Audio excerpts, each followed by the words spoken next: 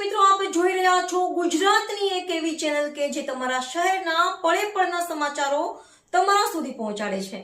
સ્વાગત છે આપનું A1 અભિક્રાઇમ ન્યૂઝમાં. હું છું એન્કર અર્પિતા પટેલ. અંજાર ઓપરેશન મિલાપમાં અંજાર પોલીસની મોટી સફળતા. 1 મહિનામાં 34 ગુમ થયેલા લોકોનો પત્તો લગાવ્યો. અંજાર રાજ્યભરમાં ચાલી રહેલા વિશેષ અભિયાન ઓપરેશન મિલાપ અંતર્ગત અંજાર પોલીસે નોંધપાત્ર કામગીરી કરી છેલ્લા 1 મહિનાની અંદર કુલ 34 ગુમ થયેલા મહિલા અને પુરુષોને શોધી કાઢવામાં સફળતા મેળવી છે. આ કામગીરીથી પોલીસ પ્રજાની મિત્ર છે તે સૂત્રને વધુ એકવાર સાર્થક કર્યું છે.